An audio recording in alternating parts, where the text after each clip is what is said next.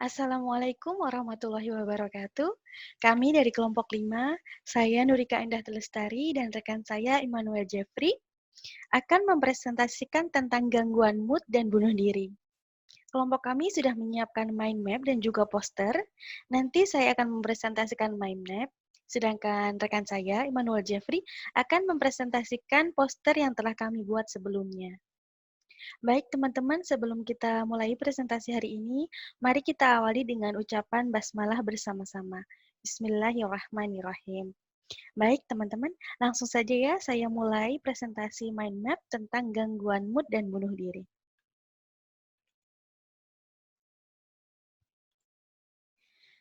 Oke teman-teman, sebelum saya membahas lebih lanjut tentang gangguan mood, kira-kira teman-teman tahu nggak, mood itu apa?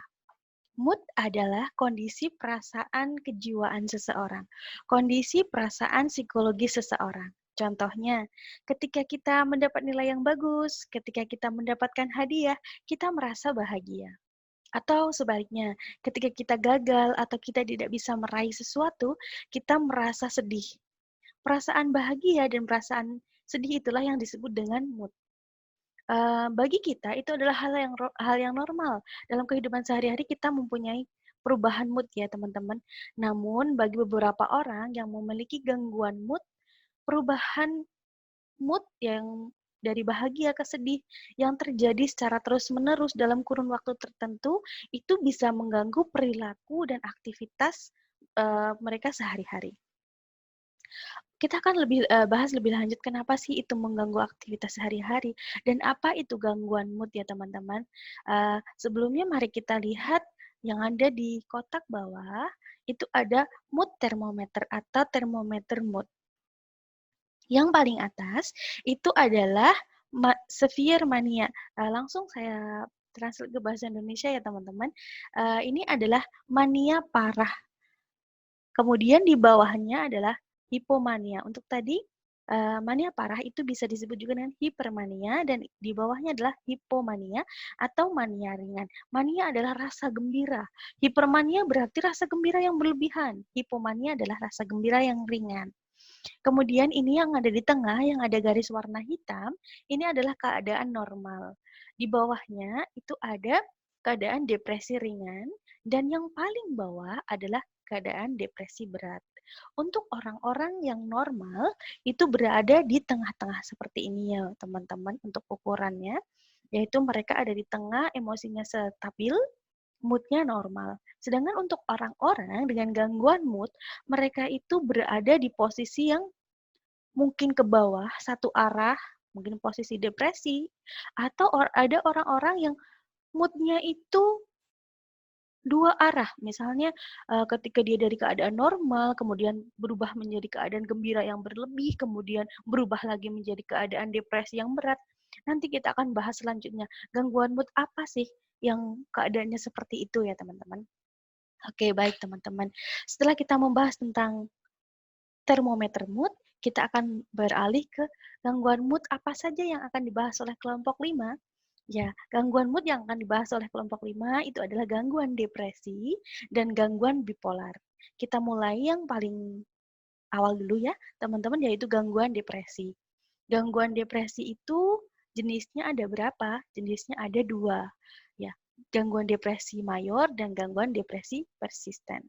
Gangguan depresi ini sering disebut juga sebagai gangguan mood unipolar. Unipolar kenapa sih unipolar? Karena arahnya satu arah ya teman-teman. Seperti tadi yang sudah saya sebutkan sebelumnya di termometer mood, arahnya dari keadaan normal turun ke bawah, yaitu keadaan depresi. Hanya satu arah, begitu ya teman-teman perubahan moodnya. Baik, kita kembali lagi jenis-jenis depresi, yaitu gangguan depresi mayor dan gangguan depresi persisten. Gangguan depresi mayor kita bahas yang pertama ya. Untuk gangguan depresi mayor, dari kata mayor, teman-teman pasti sudah bisa menebak ya teman-teman. Mayor itu berarti artinya sesuatu yang besar, sesuatu yang berat, betul sekali. Gangguan depresi mayor adalah gangguan depresi berat. Ciri-cirinya apa sih? Ciri-cirinya mood yang menurun, merasa tidak punya harapan dan tidak berdaya. Kemudian perubahan pola tidur dan selera makan, misalnya mungkin berhari-hari tidak tidur, berhari-hari tidak ingin makan, kemudian ada juga keadaan kehilangan motivasi, tidak punya tujuan hidup, tidak punya arah hidup, begitu ya teman-teman. Tapi ketika kita melihat tanda-tanda ini, kita sekarang coba deh kita telaah diri kita sendiri. Pernah nggak kita mengalami hal-hal seperti ini? Misalnya kita kehilangan sesuatu yang sangat kita sukai atau sangat kita cintai, pernah nggak teman-teman kemudian merasakan hal seperti ini? Misalnya jadi susah tidur, nggak mau makan, pernah belum? Pernah ya tentunya ya teman-teman. Lalu apa sih yang membedakan kalau orang normal dan dengan orang gangguan mood? Nah, ini yang membedakan teman-teman. Kalau keadaan seperti itu terjadi minimal dalam kurun waktu 2 minggu, maka baru bisa dikategorikan sebagai gangguan depresi. Tetapi jika memang terjadi hanya dalam kurun waktu sehari atau beberapa jam, kita tidak bisa mengatakan itu adalah gangguan depresi. Itu adalah keadaan normal teman-teman. Kalau kita tidak bisa meraih sesuatu atau kita kehilangan sesuatu, kemudian kita merasa sedih yang teramat dalam, itu sesuatu yang normal. Nanti dalam kurun waktu 1 jam kemudian atau mungkin beberapa hari kemudian kita normal lagi. Itu keadaan yang normal. Baik, kemudian kita akan bahas yang kedua adalah gangguan depresi persisten. Nah, kata kuncinya adalah persisten ya teman-teman. Ini adalah pola depresi yang kronis. Kenapa kronis? Karena pola depresi ini merasa terpuruk sepanjang waktu. Perasaan depresi, perasaan terpuruknya itu terjadi dalam kurun waktu yang lama. Nah, ini yang membedakan dengan gangguan depresi mayor teman-teman. Kalau gangguan depresi mayor itu terjadinya minimal 2 minggu, dalam kurun waktu 2 minggu keadaan itu ya terjadi. Tapi kalau gangguan depresi persisten, itu keadaan sudah terjadi selama bertahun-tahun, teman-teman. Oke, tadi kita sudah bahas 2 jenis, gangguan depresi ya, teman-teman. Kelompok 5 juga akan membahas tentang gangguan disforik pramenstruasi, gangguan mood ketika pramenstruasi. Perubahan mood yang tampak selama periode pramenstruasi wanita. Pramenstruasi berarti sebelum menstruasi. Kurun waktunya adalah 7 hari sebelum hingga hari H menstruasi. Yaitu gangguan mood yang terjadi saat di masa-masa itu ya, teman-teman. Tapi untuk gangguan PMDD ini, gangguan disforik pramenstruasi ini masih menjadi pembahasan, masih menjadi perdebatan karena di sisi lain ini akan menjadi stigma bagi wanita. Kenapa? Karena wanita itu normal dia teman-teman mengalami menstruasi, kemudian ada gangguan hormon di situ hingga menyebabkan perubahan mood. Makanya untuk PMDD ini masih menjadi pembahasan. Oke, teman-teman, dari bahasan tentang jenis depresi, kita ke ciri umum dari depresi. Dari bahasan tadi, kita bisa tarik nih, kita bisa simpulkan ciri-ciri umum dari depresi apa sih? Yang pertama adalah perubahan kondisi emosional. Misalnya tiba-tiba dia menjadi marah, murung, punya sikap acuh tak acuh terhadap lingkungan. Lalu kemudian yang kedua adalah perubahan motivasi, tidak punya semangat hidup, tidak punya rencana hidup. Kemudian yang ketiga ada perubahan fungsionalitas dan perubahan perilaku motorik. Misalnya dia kemudian menjadi malas, tidak mau beraktivitas, tidak lagi menjaga kebersihan, tidak lagi menjaga diri sendiri, seperti itu teman-teman. Yang terakhir adalah perubahan kognitif, adanya perubahan pola pikir. Jadi yang ada di dalam pikirannya dia adalah pemikiran yang negatif, seperti contohnya dia tidak bisa melakukan sesuatu, dia tidak mampu meraih sesuatu, jadi pikirannya adalah sesuatu yang negatif. Atau bisa juga pemikiran yang curiga terhadap orang lain. Itu salah satu ciri-cirinya ya teman-teman. Mari kita berpindah ke yang berikutnya. Setelah ciri-ciri adalah faktor penyebab gangguan depresi. Faktor penyebab gangguan depresi secara garis besar itu ada 3, yaitu faktor biologis, faktor psikologis, dan faktor sosiokultural. Yang pertama adalah faktor biologis. Ketika kita membicarakan faktor biologis, kita akan membicarakan tentang 2 hal, yaitu faktor genetis dan faktor struktur otak. Kalau kita bicara tentang faktor genetis, itu berarti keturunan ya teman-teman. Jika kita memiliki gangguan depresi, ada kemungkinan kita akan menurunkan gangguan itu kepada anak kita. Tapi bukan berarti ketika misalnya ya, orang tua kita punya gangguan depresi, kemudian kita akan menjadi depresi. Itu juga akan dipengaruhi oleh hal-hal yang lain, tidak hanya genetis ya teman-teman, misalnya lingkungan sekitar. Kalau lingkungan sekitar kondusif, mendukung, memotivasi, maka kecenderungan untuk menjadi gangguan depresi itu bisa ditekan. Jadi tidak muncul begitu teman-teman. Yang selanjutnya faktor biologis adalah faktor struktur otak. Di dalam otak manusia itu ada yang dinamakan dengan neurotransmitter. Fungsinya adalah memicu hormon yang memproduksi perasaan bahagia, yaitu hormon dopamin ya teman-teman. Nah, jika neurotransmitter ini tidak bisa berfungsi dengan baik, maka bisa jadi dopamin tidak akan terproduksi. Jadi yang ada di pikirannya adalah stres, sedih, murung, dan tidak ada perasaan bahagia. Nah, di situ yang dikatakan bahwa faktor biologis dari struktur otak. Kemudian struktur atau bagian otaknya teman-teman. Maaf. Kemudian yang kedua adalah faktor psikologis, faktor kejiwaan, ada tekanan, ada represi dari dalam diri seseorang yang kemudian hingga kemudian jadi dia meledak misalnya dari hal-hal yang terjadi di masa lalu kemudian meledak di masa sekarang. Faktor psikologis juga berkaitan dengan seberapa kuat kemampuan dia untuk menghadapi sesuatu dan seberapa bisa dia melakukan coping stress, menghadapi hal-hal yang dia hadapi. Yang terakhir adalah faktor sosiokultural. Sosiokultural itu berarti sosial sistem yang ada di sekitarnya, bagaimana orang-orang yang ada di sekitar dia mendukung dia, memotivasi dia, keluarga, lingkungan, bagaimana mereka memberikan support kepada seseorang ketika seseorang dalam keadaan yang berat atau dalam keadaan terpuruk. Baik teman-teman, setelah kita sudah membahas A dari Z tentang gangguan depresi, kemudian kita akan kembali ke gangguan mood yang kedua, yaitu gangguan bipolar. Kalau tadi gangguan depresi itu adalah gangguan mood unipolar, satu arah. Kalau gangguan bipolar berarti berapa arah teman-teman? Dua arah ya. Gangguan bipolar adalah periode perubahan mood tingkat energi, jadi bukan hanya mood ya teman-teman, tingkat energi juga ya, tingkat energi dan tingkat aktivitas antara mania dan depresi dapat pula diselingi dengan periode normal. Jadi gangguannya itu berubah-ubah teman-teman, dua arah bipolar. Misalnya seseorang dalam keadaan yang mania berlebih, terlalu bahagia begitu ya teman-teman. Kemudian dalam kurun waktu tertentu dia berubah langsung menjadi depresi. Atau kemudian dari mania ke normal ke depresi, balik lagi ke mania. Nah, itu yang dinamakan dengan gangguan bipolar.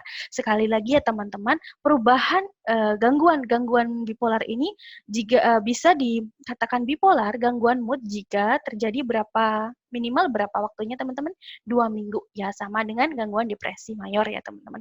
Jika sudah terjadi 2 minggu, maka bisa dikatakan ini adalah gangguan bipolar.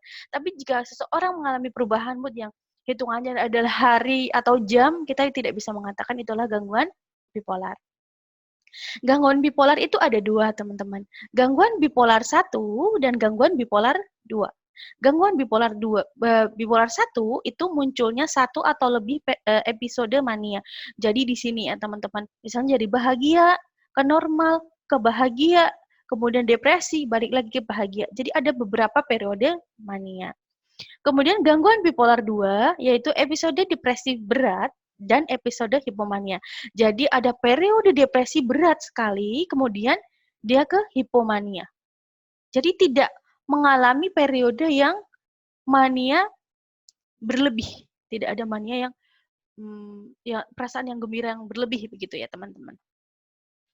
Kemudian dari gangguan bipolar ini ada juga gangguan siklotimik. Gangguan siklotimik apa sih? Yaitu perubahan mood yang lebih ringan daripada tingkat keparahan gangguan bipolar. Gangguan ini adalah sama ya, perubahan mood tapi apa ya teman-teman? Keparahannya itu lebih rendah daripada gangguan bipolar. Gangguan siklotimik ini biasanya pada umumnya terjadi pada usia orang-orang usia remaja akhir menjelang ke dewasa awal. Kenapa sih di usia ini, usia remaja akhir menjelang dewasa awal, ada juga banyak orang yang mengalami gangguan siklotimik? Karena di usia ini adalah usia di mana orang-orang mulai mempunyai peran sosial baru, selesai kuliah, kemudian mencari pekerjaan, menikah, mencari pasangan hidup, hubungan relationship yang mungkin bermasalah. Nah, di sini ini sering sekali terjadi gangguan siklotimik. Oke, teman-teman, setelah kita tadi membahas gangguan mood, jenis-jenisnya kita ke penanganan gangguan mood. Penanganan gangguan mood kita mulai dari menangani depresi ya teman-teman. Menangani depresi itu bisa dengan penanganan psikodinamika. Yang pertama adalah menggunakan terapi perilaku, contohnya interpersonal psikoterapi, yaitu terapi interpersonal. Atau menggunakan terapi kognitif perilaku atau CBT ya teman-teman. Inti dari terapi perilaku adalah mengubah perilaku dan pola pikir dan perilaku seseorang sehingga depresinya itu bisa berkurang atau hilang ya teman-teman. Yang kedua, menangani depresi dengan pendekatan biomedis.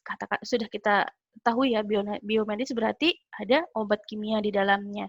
Yang pertama bisa dengan obat kimia, atau yang kedua bisa dengan terapi elektrokonvulsif. Adanya kejut listrik yang diberikan di otak kita supaya struktur otak kita atau bagian otak kita yang tidak berfungsi baik kembali menjadi normal.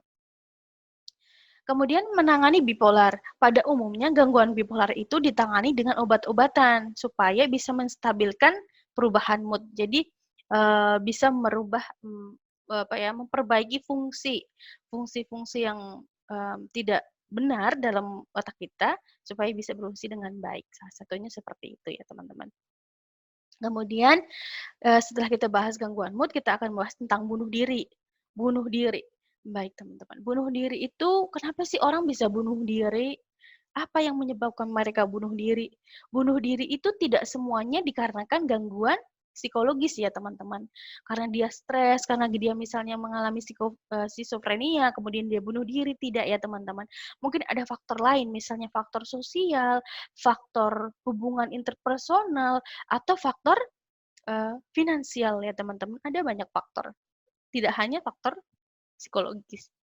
Nah, kami merangkum beberapa alasan kenapa seseorang bunuh diri itu, misalnya tingkat stres tidak terbendung, merasa putus asa dan sia-sia, dan yang terakhir tidak punya social support yang baik. Nah, memang ya untuk gangguan mood dan bunuh diri, untuk faktor-faktor penyebabnya itu kemungkinan memang hampir sama satu sama lain ya teman-teman. Faktor stres, faktor putus asa, atau faktor tidak ada dukungan dari orang-orang sekitar. Jika kita melihat ada orang yang ingin melakukan upaya bunuh diri, ini sesuatu yang berbahaya ya, ini sesuatu yang kita harus waspadai ya teman-teman. Lalu apa sih yang harus kita lakukan kalau kita bertemu dengan seseorang yang ingin melakukan bunuh diri? Nah, ini di sini ya teman-teman yang bab terakhir ini, yang bagian terakhir maksud saya, itu ada apa yang harus dilakukan dan apa yang sebaiknya tidak dilakukan. Oke, teman-teman, untuk pembahasan ini, apa yang harus dilakukan dan apa yang sebaiknya tidak dilakukan, akan dijelaskan lebih detailnya oleh rekan saya, Immanuel Jeffrey, melalui poster yang telah kita buat. Baik, teman-teman, ini saya sudahi presentasi untuk mind map tentang gangguan mood dan bunuh diri. Semoga bermanfaat dan terima kasih sekali sudah menonton. Assalamualaikum warahmatullahi wabarakatuh.